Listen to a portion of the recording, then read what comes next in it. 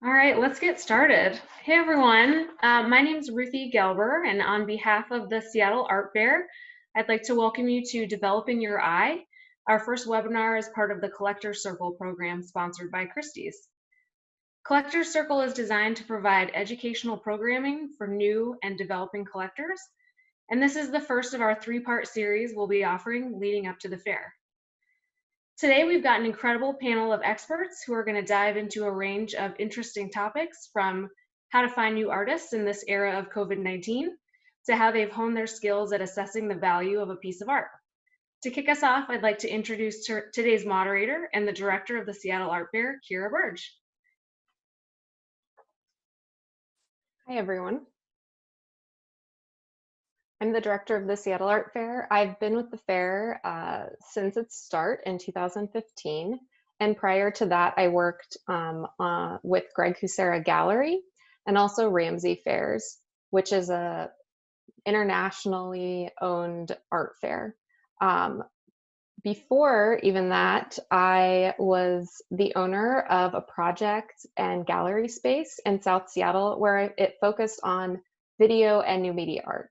I'm currently the board president of Shunpike, and I hold a studio degree in fibers and textiles and arts administration. I'm going to introduce the rest of our panelists now. Kathryn Whiting. So Kat is a specialist in post-war and contemporary art. She's at Christie's in New York. She's the head of their biannual day sale and assists with private sales and appraisal valuations. Prior to her time at Christie's, Kat worked at Pace Gallery and as a curatorial assistant in the High Line in New York. And we've got Eric Bennett. You want to give a little wave, Eric? Eric is a Seattle-based art collector focusing on contemporary works in glass, ceramic, and photography. He's also a senior manager of Amazon Imaging Sciences, driving research and development for 3D content creation across the company. Eric's background is in scientific photography and image enhancement, for which he holds a doctorate from the University of North Carolina at Chapel Hill. We also have Sarah Traver. She's the president of Traver Gallery in Seattle. Sarah's work spans all facets of the gallery, from strategy to sales to curation, design, and installation. She serves on the Artists Trust Board as president and is a board member of Pratt Fine Arts Center. With degrees in art and progressive education from both coasts of the United States, Sarah focuses on facilitating space for learning, the sharing of ideas, and insight. When she's not working, she can most likely be found playing in the wilds of Washington or trying out a new restaurant in Seattle or abroad. Thank you. Thanks, Kira. Before we get started, just some quick housekeeping. We want to be sensitive to everyone's time, and we know this is potentially just one of the many Zoom calls you've joined today. So we're going to keep this program to an hour. But time permitting, we'd like to spend some of the time at the end of the session answering your questions. So if you have a question, or if you think of an additional topic you'd like to see addressed, you can submit it while you're listening. And to do that, you'll want to use the Q&A feature, which is located at the bottom of your screen. A box will pop up with a field where you can add and submit your question, and these will only appear to me as the host and to the panelists. So once you've submitted, be sure to close out the box so it no longer blocks your view of the presentation. And once we're finished the program, I'll present some of these questions to our panelists. All right, Kira, take it away. Okay, so first, I'd really like everyone to think about this first question for themselves. Think about the first artwork that really moved you or gave you kind of an aha moment. So we'll just take a breath there. And then I think maybe Kat, do you want to start us off?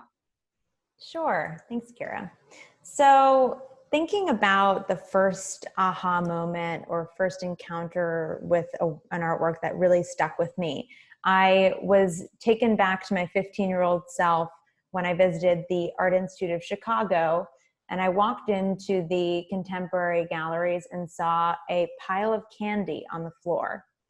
And I walked over to the pile, and the security guard said, "Go ahead, take a piece, eat it." And I was shocked. Growing up, going to museums, I was told never to touch the art, let alone eat it. So being offered this was really shocking to me, but exciting. And I did take a piece of candy. And in so doing, I looked at the wall label and I saw that the artist was Felix Gonzalez Torres. I wasn't familiar with his work before, but I immediately became enthralled. And I did because I asked myself, is this just a gimmick and a one-liner, or is there something more here? Is there something that I want to learn? And is there something the artist is trying to say? And in that kind of introspection and also journey and finding out more about Felix Gonzalez Torres, I became obsessed with his work, and he quickly became my favorite artist. What I loved about this piece, in addition to its questioning of what an artwork really is the work itself.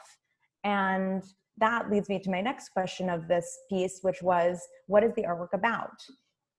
And in discovering more about the work, what I discovered is that through the title, which is Untitled Portrait of Ross in LA, I learned that Ross was actually Felix Gonzalez Torres's lover, and he had passed away from AIDS, as Felix did himself later on.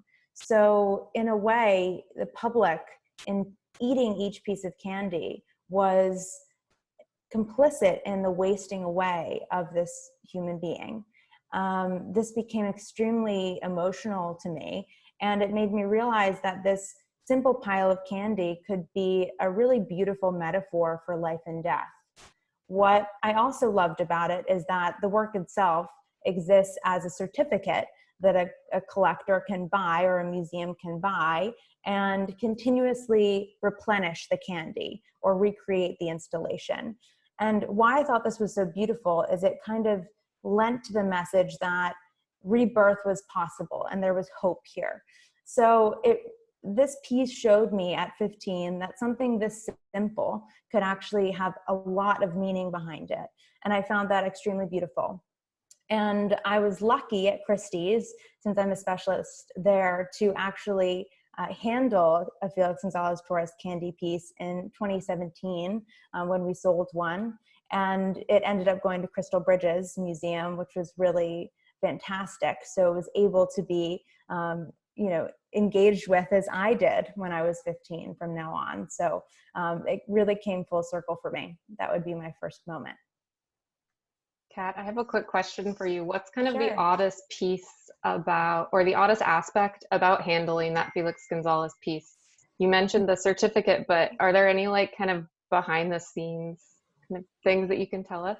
Certainly. Well, when I handled the piece, I was actually working as a cataloger on the sale. And your job as the cataloger is to be a steward of the artwork, do everything from measure the piece to ensure the cataloging for the piece is correct.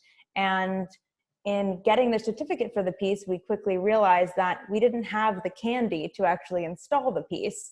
So I had to do some research, and the certificate stipulates that you can get any sort of manufactured candy. In this case, it had to be green, square, green apple flavored preferably, and covered in a clear cellophane wrapper. So I found some at the Candy Warehouse in California, which was able to make a bulk order of candy for me and send it to Christie's. And we had a fair amount of bewildered art handlers when it arrived at the loading dock, but it was quite an experience, and one that I cherish for sure. That's incredible. What a good story. Oh my goodness. And how fun. Let's see, Eric, why don't you share with us kind of what really inspired you? What was that aha moment for you? So I grew up in a great city for art, which is Toledo, Ohio, where I was exposed to a lot of different media and also a lot of what I would call very traditional artwork. So that's what I was accustomed to thinking about as art. So when I was an undergrad, I had an opportunity to go to a traveling show of pop art and various pieces from that era.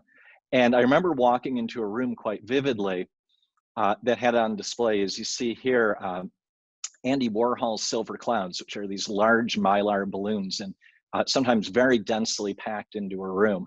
And there was this aha moment of, what is the art, and am I actually part of the art, because of in the room and the environment and all of these things that transcend just what's within perhaps a picture frame. And ever since then, I've been very fascinated by that notion of art, as to like, what is inside of the art, what is outside of the art, what is the media that the art is in. And I think I have another image here. Flip ahead to the next slide, which is a piece that I hold very dear, which is right when you walk into my home, which is a piece by Rodrigo Valenzuela, which it appears to be this very disjoint, cluttered, deconstructed scene, and that it's a photograph, and that it's photography of a thing. But when you look at it long enough, you realize that it's actually a bit of an optic illusion, that it's actually a photograph of another photograph that takes up most of the scene, that's printed out on a low quality Xerox printer and then mounted on plywood. And that it creates this depth that says, what is this thing? Is it just a photograph? Is it actually capturing a Xerox version of the world? What is it?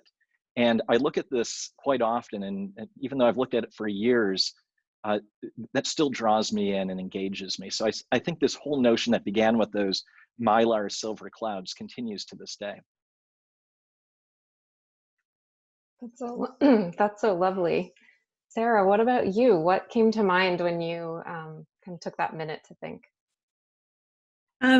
So Kara, I think I have a little bit of a unique experience in that I actually I grew up in a house surrounded by art. My dad owned an art gallery, and so I grew up going to the gallery and visiting that space since the day I was born.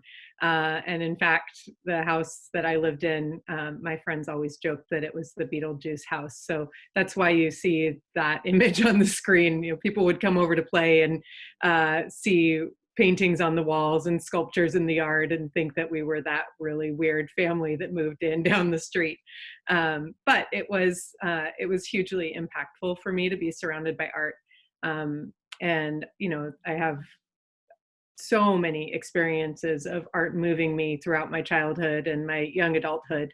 A couple experiences that came to mind when you asked that question, actually two really different experiences. The first is an experience from some time that I spent in Rome in college. And while I was there studying art history, I would, you know, frequently go to St. Peter's in Vatican City and visit the cathedral.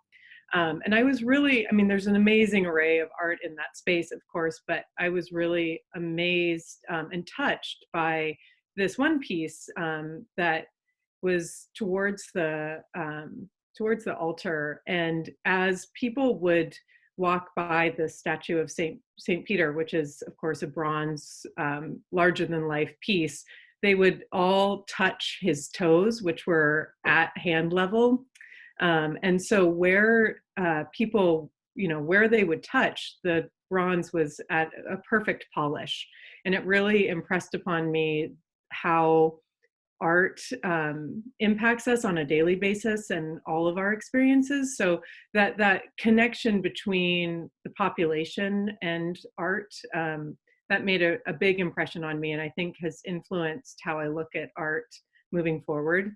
Another experience that I had was a very quiet person,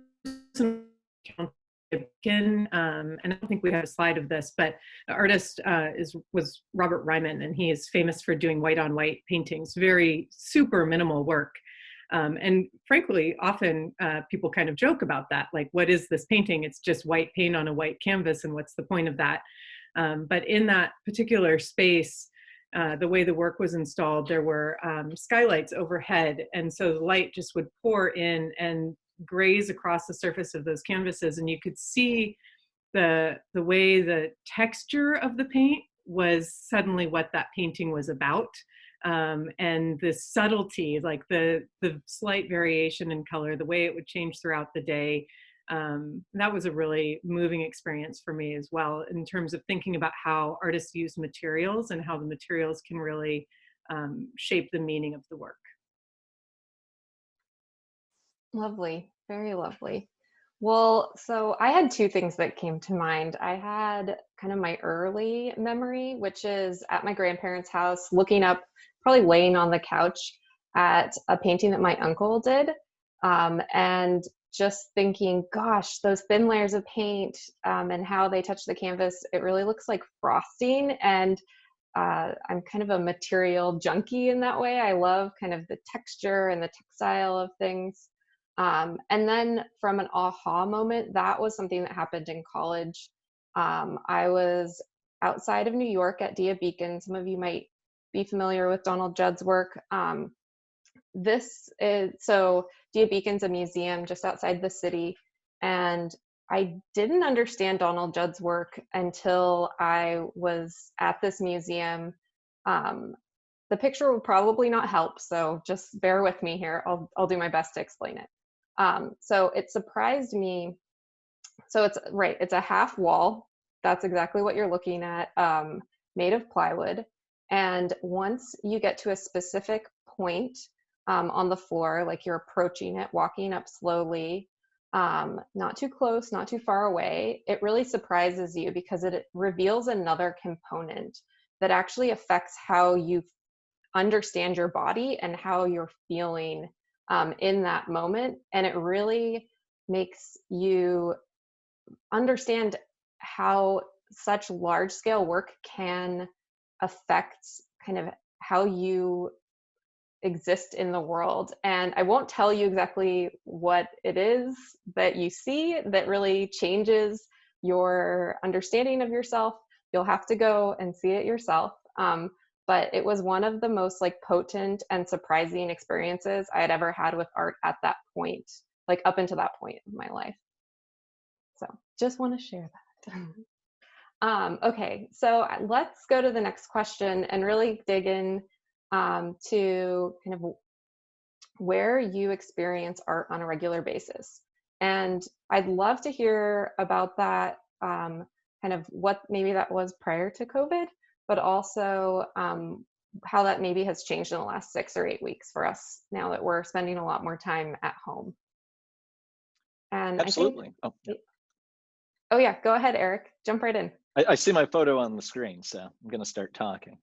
I've really, and I come from a background which is more self-educated in terms of art and art collecting. So this is kind of the approach that I've taken, which is I really do start with museums and galleries. And for work, I travel a fair amount. So I always find a way, just to bake in a little bit of time so that I can go see something which is unique or only available at where I'm traveling to. And that's allowed me, by carving out that time in order to see far more than I would have, just within one locale. Seattle is a rich place for seeing a lot of art, but by the same token, getting out and using museums and galleries as part of travel is fantastic. I'm a big fan of art fairs. The Seattle one, of course, SOFA I'm a big fan of. That's a great way to see art being brought in from a lot of different areas. And I participate in the art walks that occur here every month. The two that I participate in are the Pioneer Square and the Capitol Hill art walks. And that's a good opportunity just to, to meet the artists, to talk to people, to see other people in, appreciating art, see what they're drawn to, and to understand it yourself. And I think that's, it's invaluable. And then to answer the question of like, what am I doing now? Because obviously, not going to museums and not going to galleries. And so the thing that's really come to the forefront for me is Instagram. I've really found it as a way to engage with the artists who I care about. And here's a number of links and pages of the artists that I'm talking about throughout the course of this presentation. But really, it's a new and unique way in order to engage with the artists. And I think in this time of COVID-19, that artists are also looking for new ways to engage through Instagram. And that for me is really exciting. Fantastic. And Sarah, what about you? So in general, I really look a lot to my community to inform how I look at art and how I discover new artists. I feel really lucky to be surrounded in Seattle by a community of people who are very engaged in the arts, be that through the arts organizations that I'm part of, the gallerists who I get to work with, folks at the Seattle Art Fair. You know, it's a pretty, the collectors. So I generally like to ask a lot of questions of the people who are in my community and ask them what they're looking at, where they're going to find new work, what's exciting them, what they don't like. That's also helpful to see. And those kinds of conversations are really paramount for me in discovering new artists. I do really probably primarily trust the collectors I work with and the other artists that I work with to help me see what artists might be appropriate for us to invite into our gallery, to include in group shows, etc. But you know, that's also pretty focused on my gallery business. Beyond that, you know, I like to discover work that might not be a good fit for the gallery, and that I look for at various other art fairs. You know, I'm lucky to get to travel a lot and around the country and around the world and see a lot of fairs and a lot of galleries. But like Eric said, you know, particularly now when we're in our homes, I'm spending a lot of time on the internet and looking at Instagram and using it for what it's best at, and that's being kind of a rabbit hole. You can start on one page and quickly go and discover 30 new pages that you know, just through connections. I generally start with an artist that I'm familiar with or am interested in learning more about, and then see who they're following. Instagram has amazing algorithms at knowing, like, if you like this, then you might like this. And it's pretty incredible how far down that pathway you can go. And I've definitely found a lot of wonderful artists and galleries that way. Fantastic. Kat, what about you? Sure. So as you can probably guess from my lighting, I'm in New York, which is amazing for the art and museums that are here. In addition to the West Coast, I mean, it's a fantastic place to be when it's not during coronavirus, when you're able to just go to Chelsea, go to the Lower East Side, explore all the galleries we have here. Mostly Chelsea's are on Thursday nights, and then the Lower East Side has Sunday night openings, and it's really a fantastic experience to hop around from gallery to gallery and be surprised and excited about what you see there.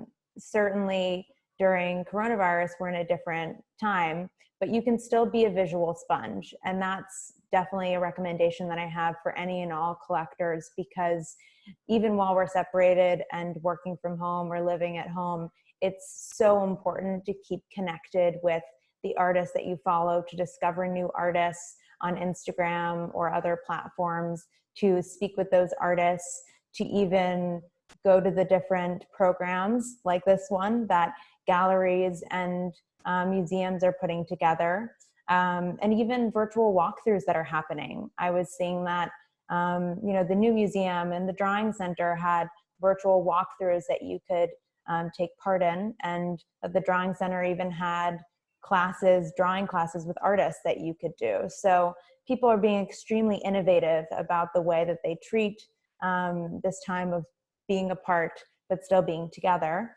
And if you go to the next page, like Eric, I kind of listed out some of my favorite handles of late.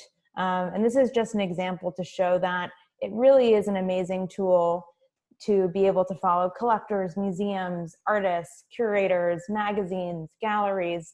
It's a way to get your visual news and also a way to explore.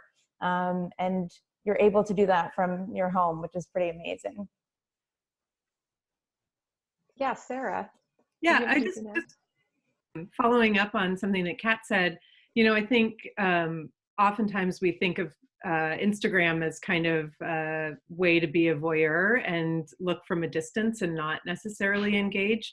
But I think a lot of galleries and artists, particularly now, are using those platforms to really engage on a personal level with collectors and other artists. And so I would just I would encourage folks to take advantage of those opportunities, to send direct messages, to jump onto the gallery talks. Really, a lot of galleries are hosting things like this where they're doing happy hours with artists, or they're providing tours of their spaces. And there's a lot of opportunity to engage, even though we're at our own homes.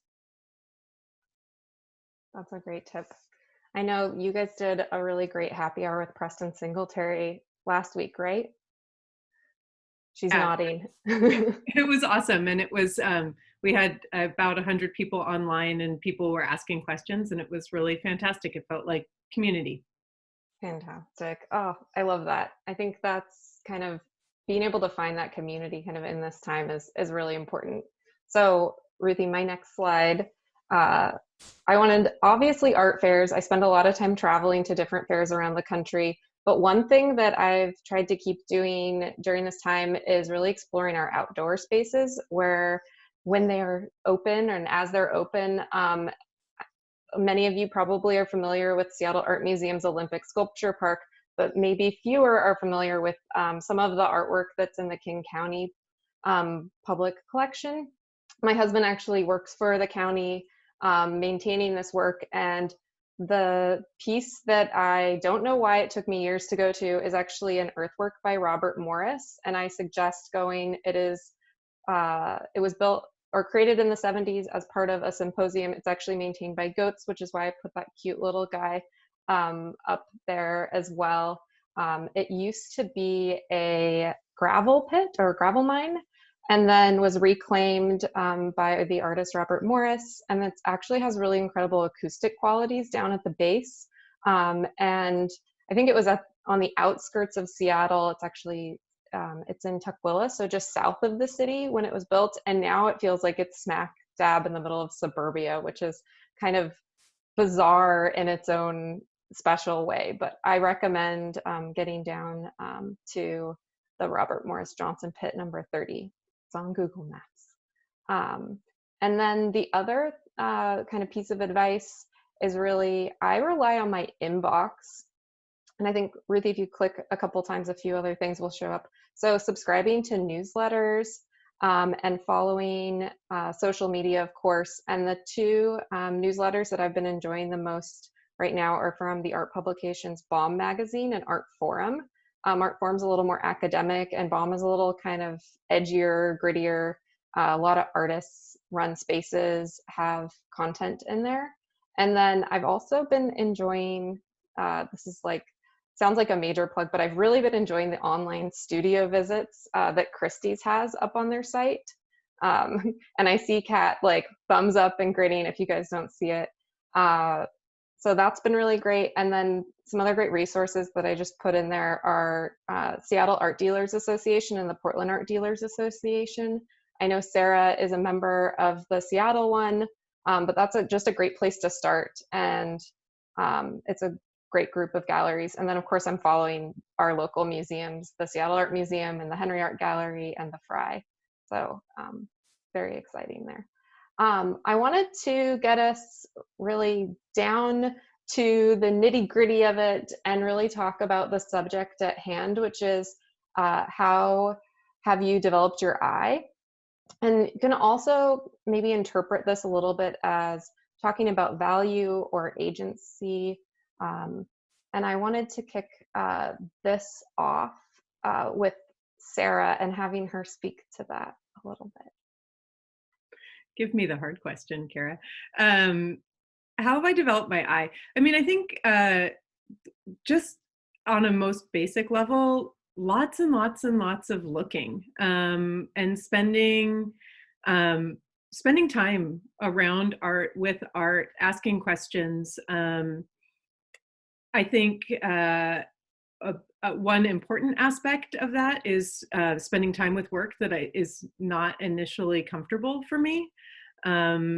so, you know, that obviously I think we all approach things with our aesthetic, and that is a wonderful place to start. I think everybody should trust their gut. If you like something, that's usually a really good sign that you should continue to explore it. Um, but I also think it's important to really consider why you don't like something in terms of developing your eye. And oftentimes that means either sitting with a piece that makes you a little bit uncomfortable, or asking the people you trust what they think about it. What do they like about it?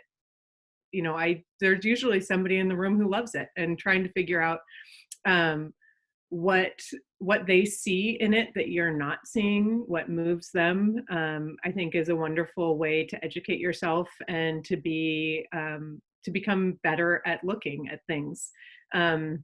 I also think it's hugely important to just stay open and curious, to continue to let art push you in new directions. I mean, that's what artists are in the world to help us do, is see things from new perspectives. And sometimes it takes a while to get to where they are. But particularly, I think in times like these where we need some guidance, we need some solace, we need those really personal, moving experiences to help ground us. Artists can really help us get there, and if we let them. And that means getting outside of our comfort zone, and continuing to learn, and develop in that way. I hope that answers the question, Kira. That answers the question beautifully.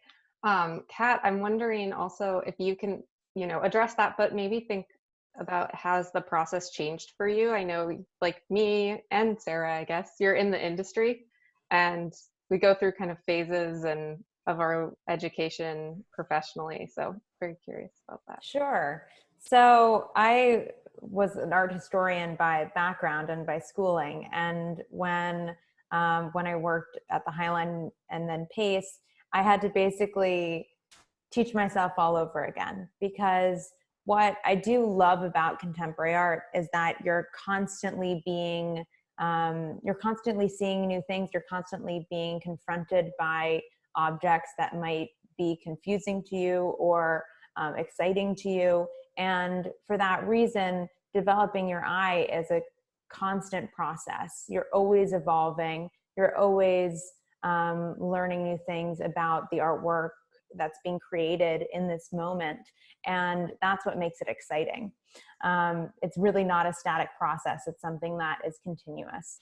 And for me, what I really learned to do in my experiences with artwork was to trust my gut reaction. And whether it was good or bad, like a great book or a great movie, if it elicited a reaction from me, I knew to explore it further, because there was something there and something the artist wanted to say that was powerful enough to move me there. And often when I'm talking to collectors that I work with, I give that advice, that they also trust their gut reaction, because that emotional aspect of art is a huge part of collecting, because art is subjective.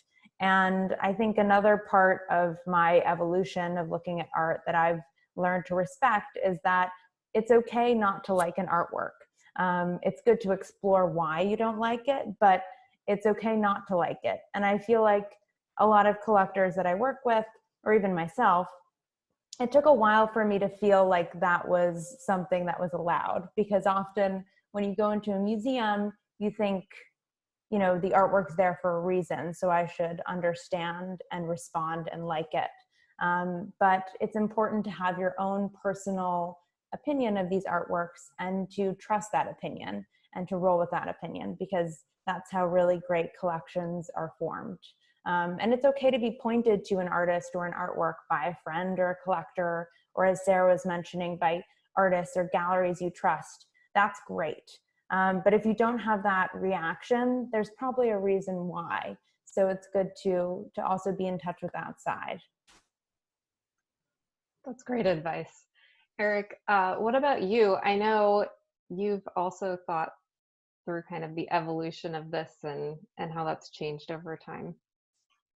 Absolutely. One of the things that I do and that has really helped me understand a lot of what has just been talked about, this idea of what does something mean personally, and what is my response to it, has been when I look at a piece, and particularly a piece that I might be considering adding to my collection, that I just immediately assume, well, I'll just assume that the work is going to be essentially worthless the moment that I buy it, that it's going to be only for me, and to judge a piece based off of strictly that. And that's really forced me to say, what is it that I really love about this thing? Is it something that I want to be living with, not just today or tomorrow, or be happy about something which has some intrinsic value at the moment, but really, what is my reaction, and what do I expect my reaction is going to be 6 months, 6 years out in the future? And I find that just assuming that the piece isn't of value to anyone else but myself really helps me get to the bottom of that. The other thing that I've done in order to develop my eye is to actually get involved in the making process. And Seattle being a great town for glass, I've jumped into that world and tried my own hand at making glass pieces, both at Pratt and at Pilchuck. And that's really given me an appreciation for the technical difficulty of things. So when I see a piece like this one by Austin Stern, which I absolutely love, and it's a piece I should note that I had an immediate reaction to the moment I saw, due to the just sort of quirky emotional value of the thing.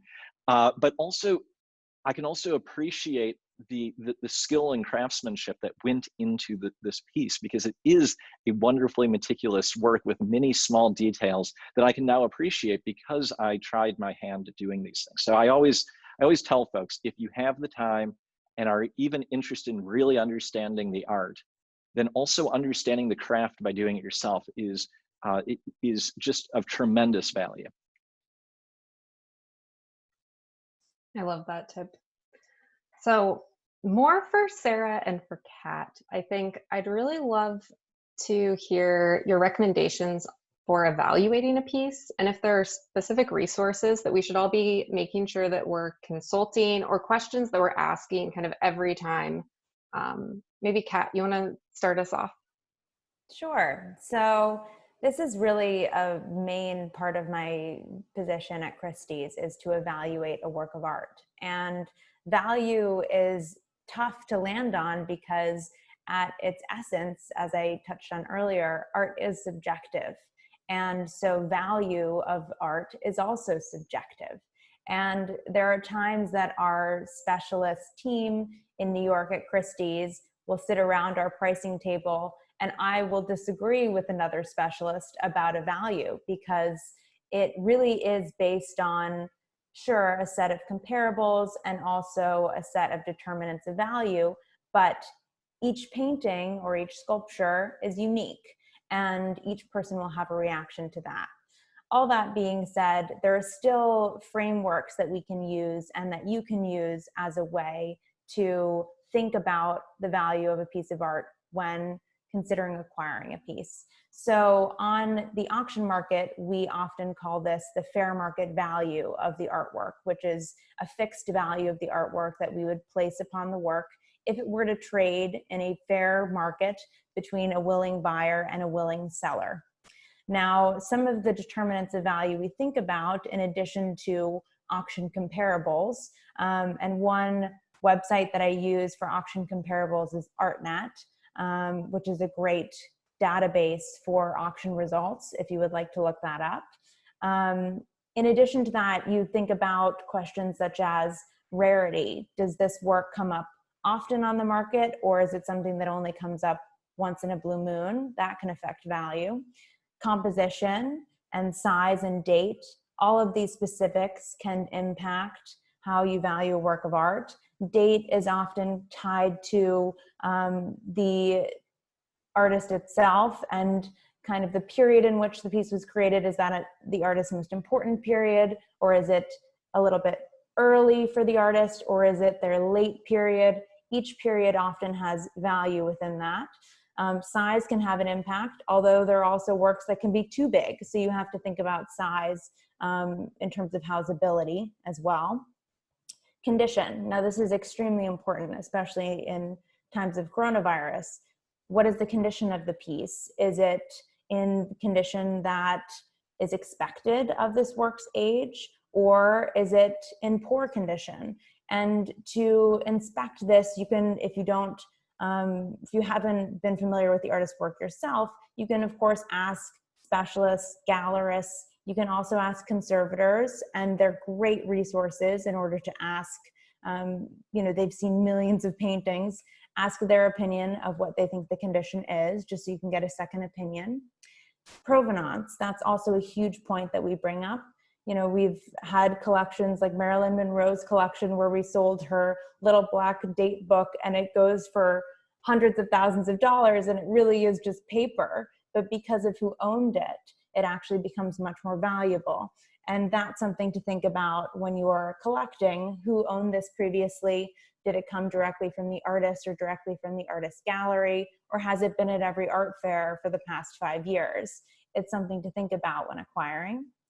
Then exhibition history and literature is also important, not only in order to authenticate the piece, which is really only an issue with some older pieces of art, but is also important in terms of knowing about the history of the piece. It could have been an important exhibition that was really groundbreaking for the artist and can actually affect the value and importance of that piece. So in a nutshell, all of these things we think about when valuing a work of art, sometimes in an instant, because you have to kind of mix your gut reaction with all of these comparables and points that I brought up in order to arrive at that value. Awesome. And Sarah, I think you're positioned really uniquely because you're almost building a market, where Kat's talking more about after the work has maybe left the studio and left that first buyer. So I'd love to hear from you about how you think about value and what are some of those indicators you think of when you're starting to work with an artist or cultivate their career. Sure, thanks, Kara. So I guess I'll talk about this from the perspective of how we bring work into the gallery and decide to work with artists or continue to invite artists to do exhibitions with us. So we at Traver Gallery, we represent artists at all stages of their career. So we have artists who are just beginning, they're emerging artists, we have mid-career artists, and we have really established artists who really have a developed market already. And so at least when thinking about inviting an emerging artist to be represented at Traver Gallery, we do look at a lot of the same factors that Kat mentioned. We want to know, what is the condition of the work?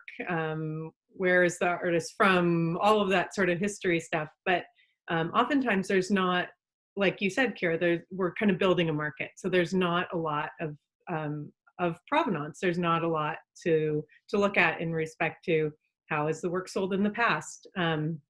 So really, we're looking then to understand more about the artist, where they are in their career, how dedicated they are to their work.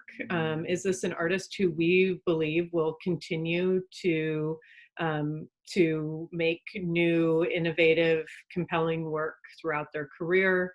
And what do we, we're making a very best educated market is for that work. Do we have collectors who are going to be excited about it? Is it a story that we can tell? Is the work compelling? Is it responsive to what's happening in the world now? These are all really important factors for us in evaluating, particularly in emerging artist work. But I'd say that those things are also true for artists that we have an established relationship with too. For more established artists, artists like June Kaneko or Dale Chihuly, who are in their 70s and, continuing to make new work, we really try and look at where does that new work fit within their within the entire body of their work throughout their career? Is it continuing to move forward in a way that we think is compelling, to our collectors, and continues to build their market? Those are really important factors for us.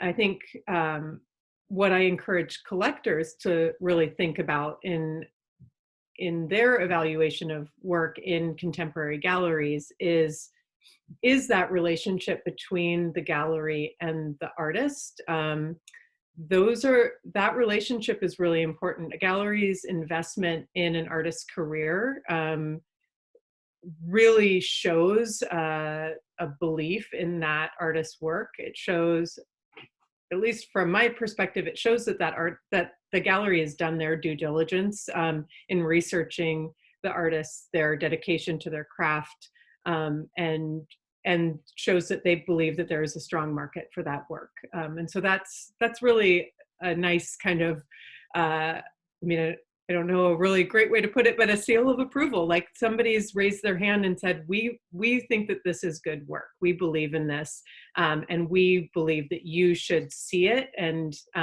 learn about this artist and invest in their work. Very well put. I think I'll just quickly touch on kind of my tip, and I think about it as a collector. One thing I always want to ask is, how do I take care of this?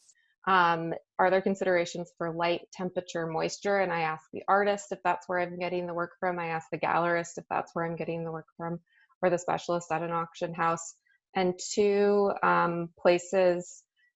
really trusted frame shops in Seattle are Art Tech Fine Art Services and Gallery Frames, and they have become great allies, as I own a lot of works on paper that need framing to help protect them from light, from temperature, from moisture. And always remember to ask how to clean it, because it will get dusty.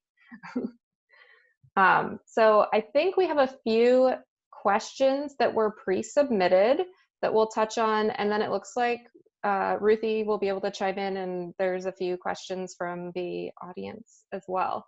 So I'll read these out to make it easier, and then panelists, if you guys could just raise your hand if you want to jump in, and I'll mute myself, and we can go from there. So one question is there a book you recommend reading to learn more about art and the art market? Okay, I'll take this one then.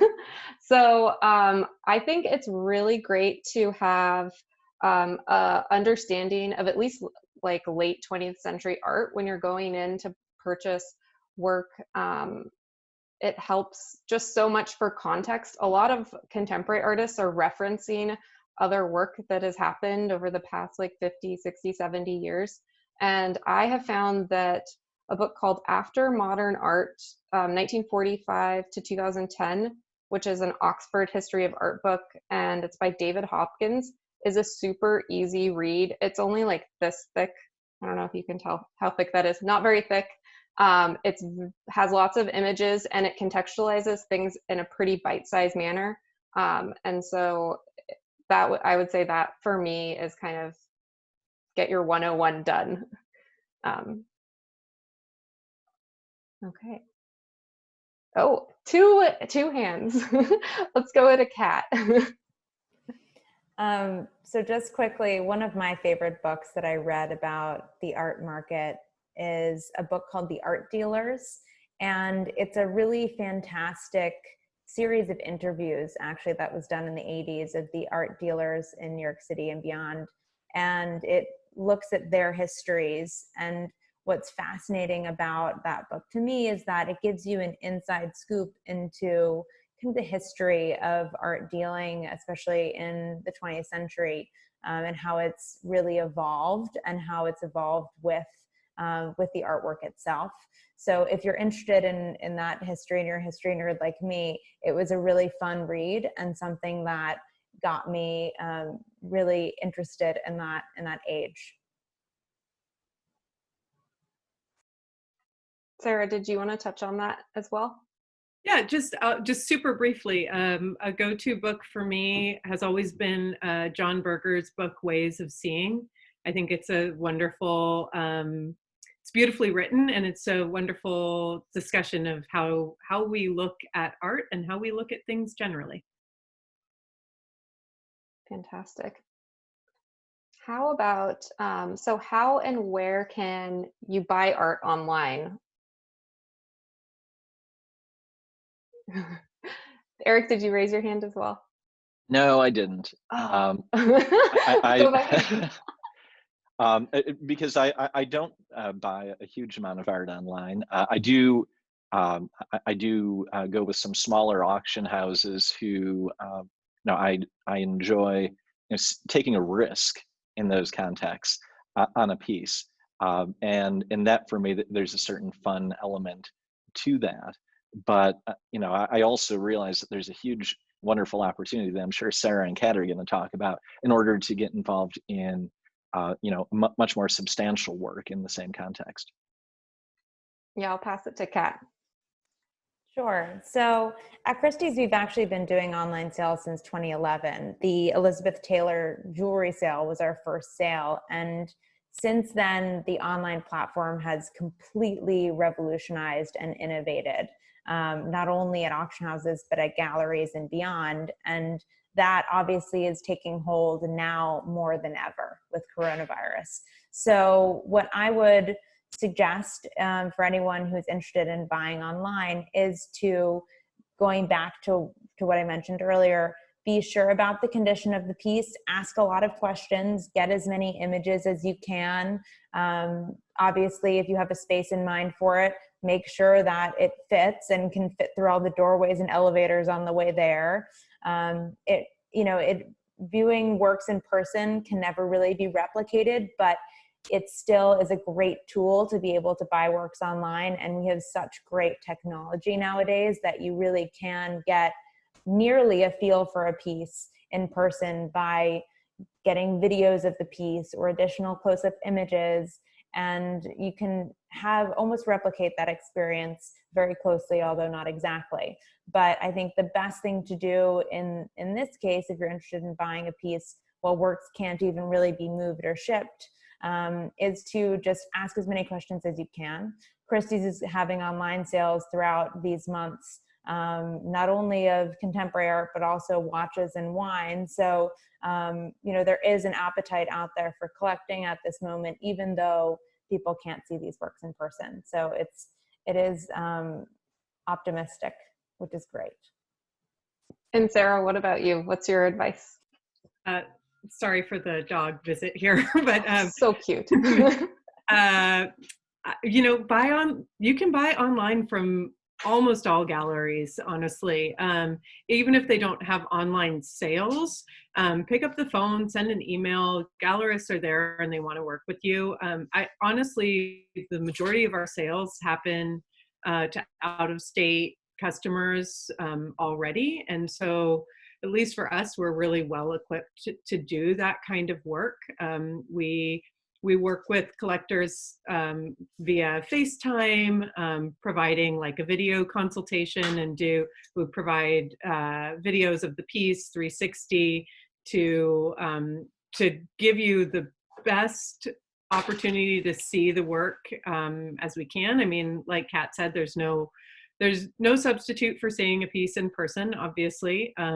But also most galleries, I think, will work with you if you want to buy a piece and you get it and it's really not what you had hoped for, there's usually a way to resolve that. Whether you return the piece or work with, there's almost always a way to find a resolution. Obviously suggest having that conversation on the front end rather than the back end, but that's something that gallerists are accustomed to working with clients on. So, I think, and at least for us, we are shipping right now. We're not finding that there's any delay on getting work to clients. So the folks who are interested, we're actively going in periodically and sending work out and making sure that the work is available to people. I think we've touched on some of the advice for new collectors. Maybe Eric, you want to give your 2 cents there, and then I want to make sure that we get to some of the questions from the live audience and not leave Yeah, people hanging. I'd be happy to. And in fact, great, you have the image here. So one of the things that I think goes along with the idea of trusting your gut is the idea of don't be afraid to be wrong. In fact, sometimes that's where the best things happen. When it comes from a piece, and I realize that it's a little bit of an offensive language here in this piece, but I really wanted to show it because it's something that I think about a lot, that I made a decision on because I had an immediate reaction to. And I actually saw this at the very first Seattle Art Fair, this piece by Amanda Manitok. And I just had such a connection to it. And I had a few friends who were there, and I brought them all over to see the piece, and they all hated it. Like, nobody liked it. And I was like, no, look at it. Like the beautiful way that the graphite on paper works, and the Victorian era wallpaper pattern mixed with something which is completely out of context. And I bought it on the spot. And fast forward years later, that this is actually one of the very first pieces in a series that Amanda has continued to this day, and across many different media, and on glass and paint and other things, that there was something that I trusted about myself and was willing to make a mistake. And I was very happy that I trusted myself. But that's also to say that I haven't made some mistakes too. And but I'm at least happy enough with the hit rate that I'm willing to keep taking those risks, even when people may say that I'm wrong. Love that. So let's see. Ruthie, do you want to read a question from the audience? Sure. So thank you to everyone who submitted questions. We'll tackle a few of them, and then we can always follow up with folks afterwards as well. But one question is it okay to ask for a discount or about a payment plan, whether you're buying from an artist or from a gallery? I'll take that one. It's always okay. I mean, I discourage people to ask for discounts. That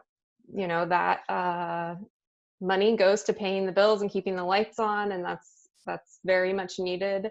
But payment plans, I know a lot of the galleries in Seattle and a lot of the different galleries that do the fair from all over the world and all over the country, once they have a relationship with you as a collector, maybe you buy a smaller piece from them straight out, then usually they're really open to a payment plan, especially when you're looking to do a more significant purchase. I don't know, Sarah, if you have other thoughts on that, or Eric, experience. Yeah, I can speak to that. For sure, payment plans, most galleries will be delighted to work with you to make sure that art finds a good home. So never hesitate to ask for a payment plan.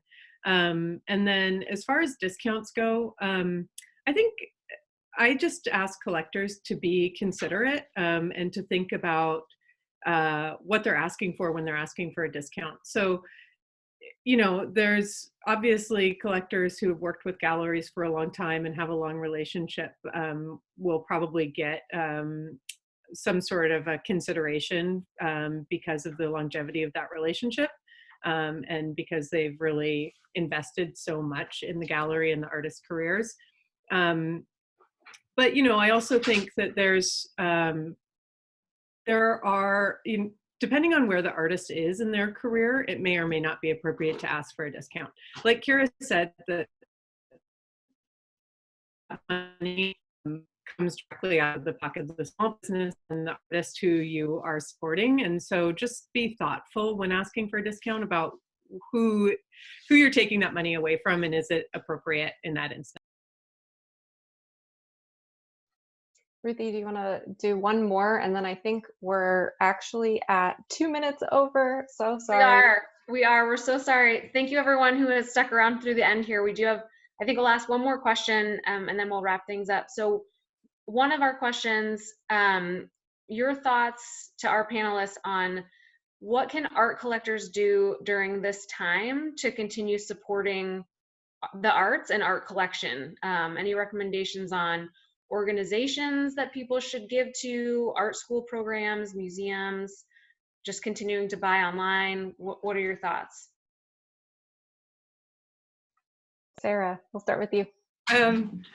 Well, obviously, I think one of the best things you can continue to do is buy art. I'm talking to a lot of artists who are feeling really kind of disheartened right now, like there's not a market and there's not interest in work and there's not opportunities to show. And I think one of the very best things people can do is to continue to be engaged with the artists and to show their support through direct means. Buy the art, support the gallery, support the artists. I think there's also a ton of really wonderful relief programs that have been rolled out from local organizations. I know that Artist Trust, which is an organization that I'm deeply engaged with, has done a rapid relief fund for artists in Washington state. But there's also national relief funds. I think that there are theater groups that are doing relief funds. I mean, it's really across the board.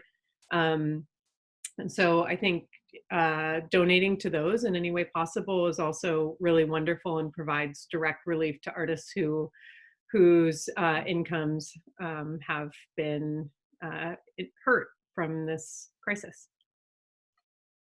Yeah, I'll also call out another great fund if you're looking to donate beyond Artist Trusted. If you're subscribed to our newsletter, which I imagine most of you are, we did do a highlight for the COVID-19, and that supports Washington state artists. And then another local one that's really great is Arts Fund, which is focused on nonprofits. So it's going to be visual art, but it's also going to be theater and performance.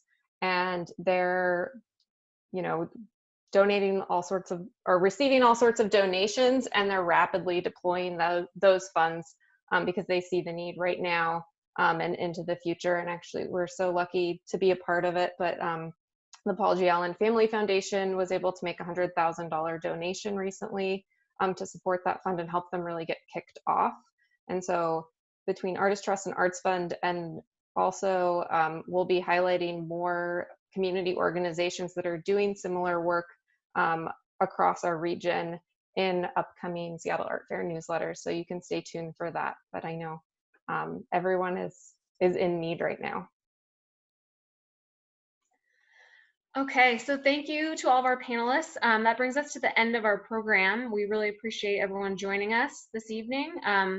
We know it's a challenging time to feel connected with the art world. We're maybe not able to visit our favorite galleries or museums, and we're missing, live content in general. So we really appreciate you being here with us. We hope our panelists provided some helpful insight and resources to get you started or to continue on your collecting journey. After the webinar, we're going to be sending out a survey, and so we'd really value your feedback on what you learned today, as well as what you'd like to see from us moving forward. And if you have any additional thoughts you'd like to share, as I click through, I am going to share my email on here, so please feel free to reach out. We'll be in touch again soon in the coming weeks to share details for our next event with this series, so we hope to see you then. And then just last, a big thank you to Christie's for their support of this series and of the fair, and thanks again to all of you for joining us today. So be well, everyone. Thank you.